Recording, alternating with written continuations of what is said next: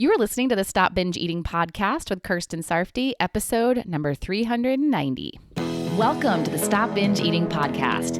It's time for you to end your food obsession and begin feeling confident and in control around food.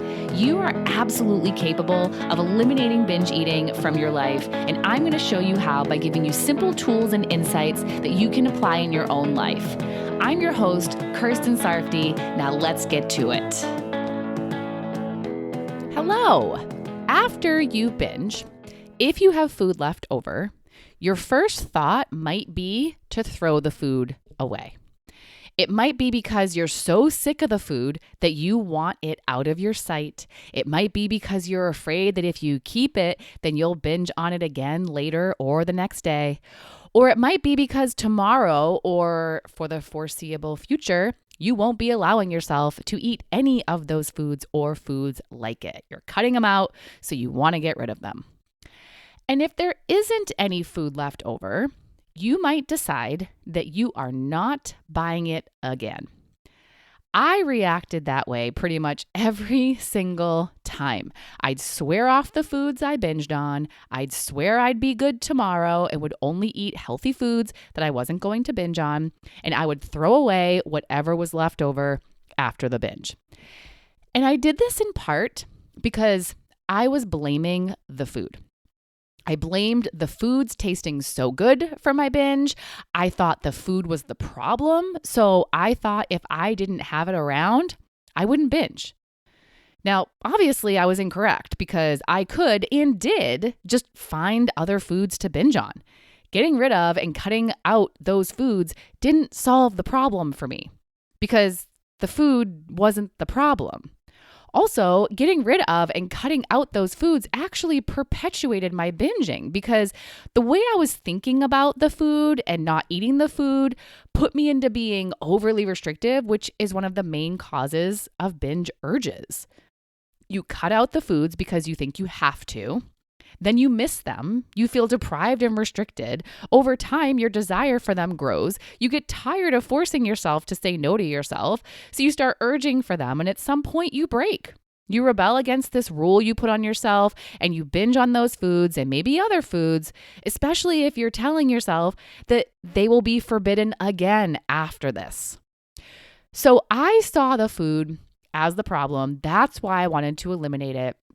But I did also see myself as the problem. I believed I just couldn't control myself around those foods. I thought there was something wrong with me because I just couldn't eat those foods without binging. Except sometimes I did eat them without binging. There were many times when I would buy something like a tub of ice cream or a bag of cookies, and I would eat moderate amounts for a couple days, but then would binge on it. So my actual belief was that I couldn't sustain not binging on them. But even that way of thinking about myself still put blame on the food. So rather than working on not feeling out of control with those foods, which I didn't even know was an option, I just think that this is how I am, and so I need to remove the food. So I'd get rid of the food and nothing would change. I wouldn't change. My behavior wouldn't change. At some point, I would buy the food again, hoping I wouldn't binge, but deep down believed that I would.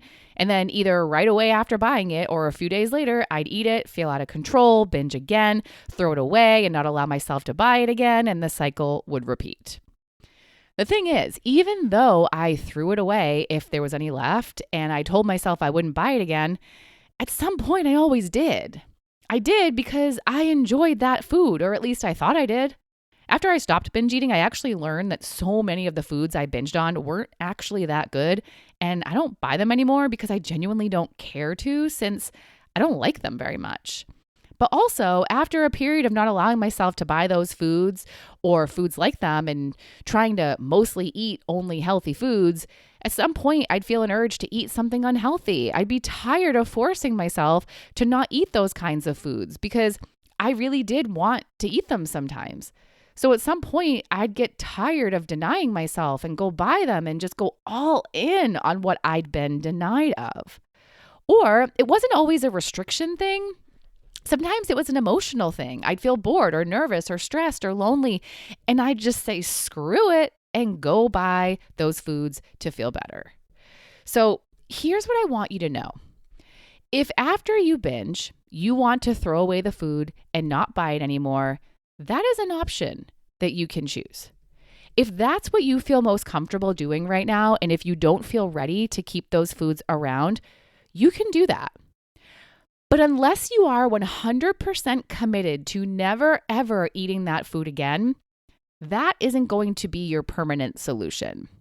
If you're not committed to never eating it ever again, it can be your temporary solution for now if you choose it to be.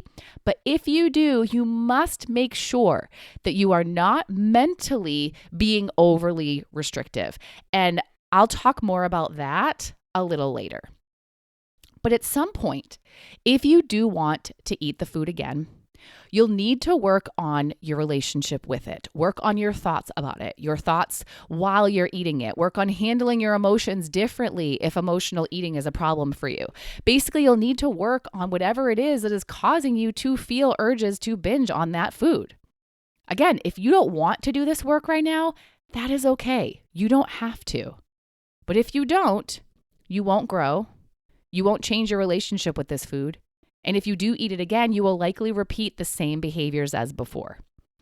So if you're deciding you want to not eat it again, please take all of this into consideration. And if you're deciding that you do want to do the work and change your relationship with this food, I'm going to go through my recommendations for doing that. My first tip is probably going to be the complete opposite of what you think you should do. It's to not throw the food away and to buy the food again. If I ever notice that I'm overeating a certain food and thinking about it a lot, or I'm wanting it a lot, I bring it in. I actually did that with tortilla chips not that long ago. My boyfriend would buy them all the time, and before he moved into my place, I would only eat them at his house. And when I did, I felt myself wanting to eat them fast and wanting to overeat them. After noticing this several times, I decided I wanted to buy them myself and work on this. So I did. And now it's not the same as it was. I don't feel the same way as I used to when I'd eat them. And that wouldn't have changed had I not bought them and eaten them and worked on myself. I remember telling my clients about them and how they were the one food at the time that I had an issue with. And now I don't talk about them that way anymore because they're not an issue anymore, because I worked on my relationship with them and worked on my desire to quickly eat a lot of them by incorporating the tips I'm sharing with you right now. And that's another tip, to work on the story you tell about those foods. I work with my clients on this all the time. They talk about certain foods being binge foods, bad foods, dangerous, a slippery slope, their enemy or the bane of their existence, or even just call them a problem. They tell the story of how many times they've binged on those foods and that they're probably going to binge on them again. They talk about how out of control they are around those foods. The way they are talking about these foods makes them feel nervous, scared, anxious, panicked, powerless, feelings like that. And it's not going to be useful to feel that way about these foods that you like and want to eat. Think about how you eat when you feel nervous, scared, anxious, or panicked. I bet not very calmly. It's more likely going to be fast, mindless, and not thoughtful. Think about how you eat when you feel powerless. You don't even try to stop or control yourself because you don't think you can. Part of the reason why you do overeat or binge on those foods is because of the feelings you're feeling when you're around them. And you feel those feelings because of how you're thinking about those foods or about yourself with those foods. So take some time to write down every thought you have about the food, about you eating the food, and about yourself with the food. Observe the story you're telling and notice how that story makes you feel. And know that you don't have to tell that story. That is not the only version available to you. Here are some other options just to give you ideas. It's a delicious food. It's a food I really like. There was at least one time that I didn't binge on that food. I have felt in control while eating that food at least one time. I have binged on it in the past, but I'm working on not binging on it. I have binged on it in the past, but here is what I'm going to do to prevent binging on them again. Notice the difference in how those thoughts feel. And also notice that I'm not telling a story of complete triumph and confidence. I'm just finding what's true that is more positive or more encouraging. And that's what I want you to do. Find your successes, your wins, even if there was just one. You can tell the story of that one. You don't have to keep telling the story of the fails. It's like if you won an award or competition after not winning so many times. You don't have to talk about all the times you lost. You can talk about that one time you won, and it'll feel so much better if you do. And rather than being pessimistic about the future with the food, you can choose to be optimistic. But it's going to be hard to do that if you have no idea how to change or what you can do. And if that's the case, go find something in any of the other podcast episodes, or you can come work with me in the Stop Binge Eating program, and I will personally help you figure it out. But when you do know what you can do, and you have at least one idea, one strategy you can work on, one tool you can implement, then you can choose to be optimistic about what you're going to do and the changes you're going to make, because you can make change. So if you work on what you're telling yourself, what you're thinking, you will feel and act differently with the food. The next tip I want to offer is to be more mindful when you're eating that food. What that means is that you're not eating it while distracted. You're giving the food your full attention. You're savoring it. You're actually experiencing it. So often, one of the reasons why we overeat is because we're not paying attention to the food. We portion some out and then watch or read something while we're eating. So we're not even really tasting or experiencing the food. And when the portion is gone, we're like, where did it go? I barely got anything from that. And then we eat more while not paying attention, and the same thing happens again. Or we're just eating out of the bag, box, or container, doing the same thing. The problem here is that if you don't actually pay attention to it and really experience it, you're likely not going to feel much satisfaction. It's like if you're on a trip and you're on your phone and aren't paying attention to the place you're visiting and aren't taking it in. You're probably not going to be very satisfied at the end, and you'll want to stay longer so you can try and get the satisfaction you missed out on. But if you savor it and take it in and give it your attention, you're going to get so much more pleasure and enjoyment and satisfaction, which will make it easier to move on once it's over. That's what can happen with the food.